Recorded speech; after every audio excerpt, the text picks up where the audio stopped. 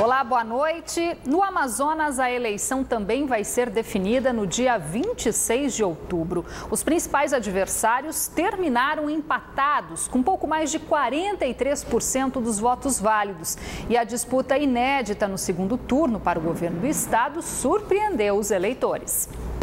Segundo o Tribunal Regional Eleitoral, no Amazonas foram apurados 2.225.630 votos. Os resultados da eleição deste ano surpreenderam até mesmo os eleitores, já que o desempenho nas urnas contrariou as pesquisas que vinham sendo divulgadas durante a campanha. Teve muita surpresa, né? Porque pelo menos aqueles antigos aí que não estavam fazendo nada aí, o pessoal conseguiu tirar um bocado deles, né?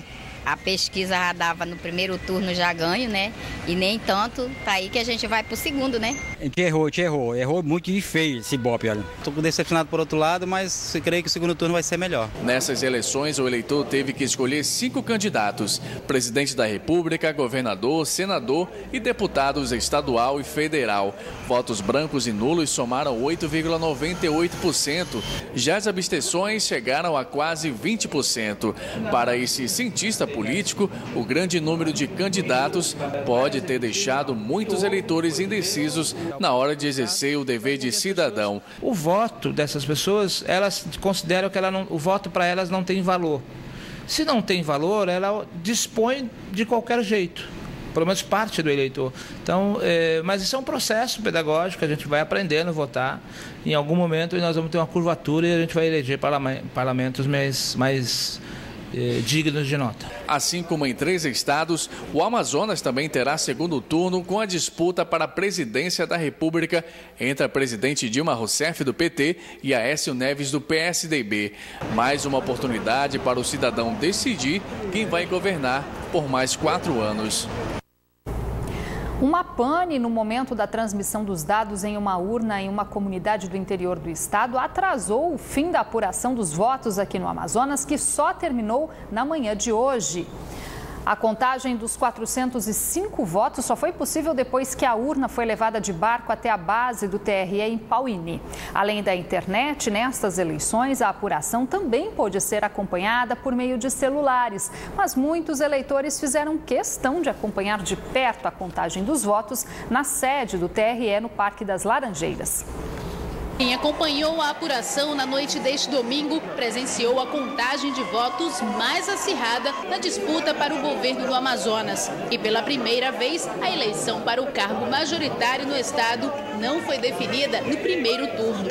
Bem antes do horário previsto, que era às 7h30 da noite, para que o resultado fosse conhecido, aqui no estado do Amazonas já é possível dizer que vai haver sim o segundo turno. O candidato à reeleição pela coligação Fazendo Mais pela Nossa Gente, José Melo, vai enfrentar no segundo turno o candidato Eduardo Braga, da coligação Renovação e Experiência. José Melo iniciou a apuração na frente e chegou a liderar por uma diferença de pouco mais de 2 pontos percentuais. Mas, ao fim, a primeira colocação ficou com Braga. E com as últimas urnas apuradas ainda esta manhã, os números ficaram assim. Senador Eduardo Braga com 43,16% dos votos válidos e José Melo com 43,04%. Para presidente do Tribunal Regional Eleitoral, a próxima fase do pleito deve ser marcada também pela fiscalização na propaganda dos candidatos. Da parte da Justiça Eleitoral, nós vamos dar todas as condições para que esses candidatos possam exibir as suas propostas, fazer a sua campanha, mas vamos também acompanhar e coibir qualquer excesso. E segundo a diretora-geral do TRE, a preparação para o segundo turno, marcado para o dia 26 de outubro, já começou. A gente tem um cronograma de retorno dessas urnas, elas começam hoje à noite, né, a voltar e para o tribunal, já desembarcam lá e elas são contadas e arrumadas de acordo com a zona que pertencem. E em coletiva à imprensa, o primeiro colocado na eleição para o governo do Amazonas, o senador Eduardo Braga, falou sobre a nova etapa do pleito. Após a definição do segundo turno, Eduardo Braga se reuniu no comitê de campanha com aliados e militantes. Também falou à imprensa como deve competir nessa segunda fase das eleições, sem entrar em detalhes sobre novas alianças políticas. O candidato, que aparecia bem à frente nas pesquisas antes do pleito, comentou a diferença de menos de 1% no número de votos em relação ao segundo colocado. O eleitor, tanto da capital quanto do interior do estado do Amazonas, demonstrou votando contra o governo que quer mudança. Nesta segunda-feira, o senador já se reuniu a portas fechadas com alguns dos deputados eleitos para discutir estratégias para essa nova fase do pleito. Ao todo, a coligação elegeu 10 parlamentares estaduais e 3 federais. É muito importante que nós possamos contar com esses companheiros na organização e na coordenação da campanha, seja na capital, seja no interior. E também na noite de ontem, o candidato à reeleição José Melo falou sobre a expectativa para o segundo turno com o apoio do senador eleito Omar Aziz.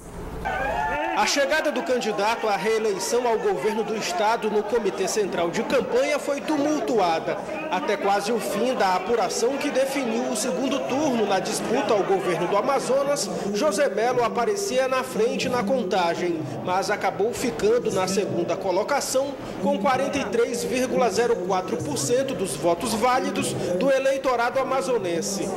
Diante dos jornalistas, ele comentou a conquista inédita no Amazonas. Vamos à luta, foi a primeira batalha, temos uma outra para vencer, só que nós estamos entrando nessa outra batalha com o entusiasmo de um menino, com a energia de um atleta e com a certeza de que Deus, o povo do Amazonas, vai fazer com que todos nós tenhamos a vitória. Porque a nossa campanha não é nossa, a nossa campanha é a campanha do povo do Amazonas. Sem entrar em detalhes, José Melo também destacou que o próximo passo é discutir possíveis alianças para o segundo turno e agradeceu o apoio do prefeito de Manaus, Arthur Neto, do PSDB, e do ex-governador Omar Aziz, do PSD, que foi eleito para representar o Amazonas no Senado Federal com 58,51% dos votos no estado. Muito obrigado, meu Deus, muito obrigado aos amazonenses, obrigado especialmente à minha família, em nome da minha esposa, e que foi uma pessoa que esteve ao meu lado nos momentos bons, com certeza, mas principalmente nos momentos mais difíceis. E com a confirmação do segundo turno, a Band Amazonas já realiza na próxima quinta-feira, dia 9 de outubro, o primeiro debate entre os dois candidatos que seguem agora na disputa pelo governo do estado. 5 novos candidatos foram eleitos nestas eleições para representar o Amazonas na Câmara Federal. Dos 8 parlamentares atuantes, apenas 3 conseguiram se reeleger.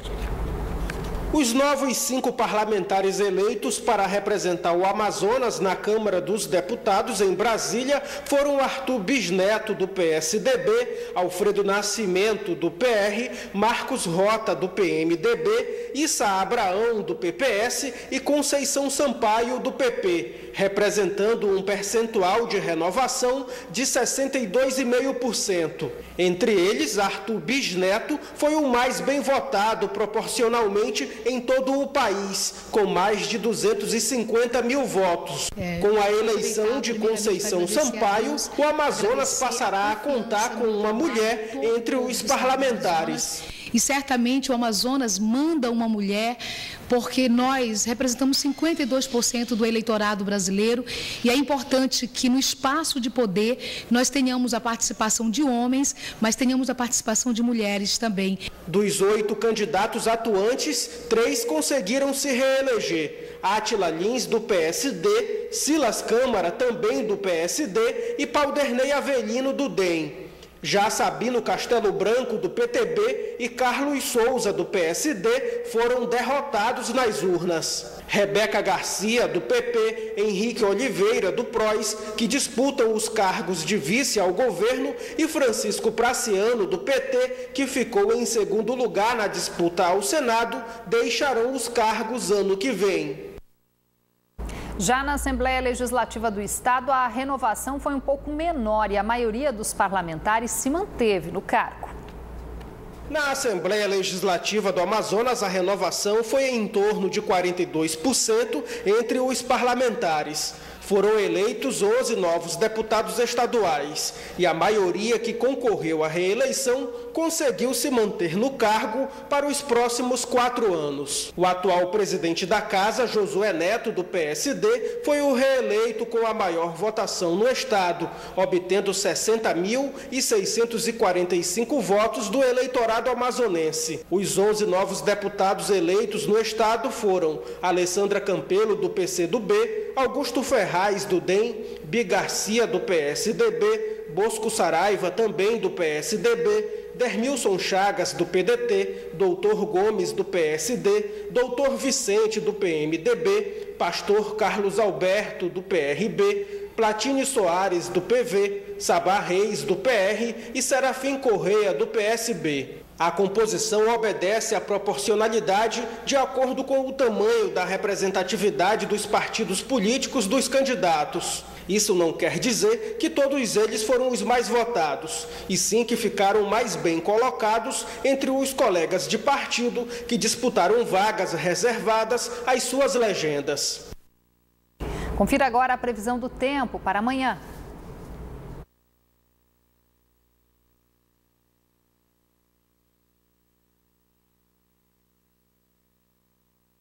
Com previsão de pancadas de chuvas e trovoadas em Atalaia do Norte, onde as temperaturas variam entre 22 e 33 graus. Em Coari, o céu fica com muitas nuvens e a chance de chuva isolada, mínima de 23 e a máxima chega aos 35 graus. Na capital, o tempo fica nublado a parcialmente nublado e as temperaturas variam entre 26 e 34 graus. O Sindicato dos Bancários no Amazonas realiza nesse momento uma assembleia que pode definir o fim da greve da categoria a partir de amanhã. As informações com Israel Ayasser. Após 7 dias de paralisação, os bancários do estado do Amazonas devem voltar às atividades a partir de amanhã. Mas isso vai depender de uma reunião extraordinária que vai estar acontecendo hoje à noite. Para falar mais sobre o assunto, eu converso com o presidente do Sindicato dos Bancários do Amazonas, Lindenberg. Vai depender dessa Assembleia Geral, não é isso? Exatamente. Hoje a Assembleia está marcada para 18 horas, onde os bancários vão avaliar a proposta apresentada pela parte patronal e, como indicativo, é pela aceitação. Se eles homologarem realmente essa orientação, a partir de amanhã voltam a atividades normais. Lindenberg, quais são essas reivindicações que vocês pedem? Nós estamos pedindo 12,5%, né? Nós pedimos contratação de mais bancários, melhor participação nos lucros, fim do assédio moral e a questão da segurança bancária. A parte patronal fez uma proposta de 8,5%, vai reajustar o piso do bancário em 9% e no TIC, a alimentação do bancário, ele vai reajustar em 12,16%. E o melhor para a sociedade na nossa campanha foi a contratação de 2 mil bancários pelo Banco do Brasil e a Caixa Econômica, onde até 31 de dezembro agora de 2014, cada um deles já tem que chamar mais 1.000 bancários para melhorar o atendimento à sociedade.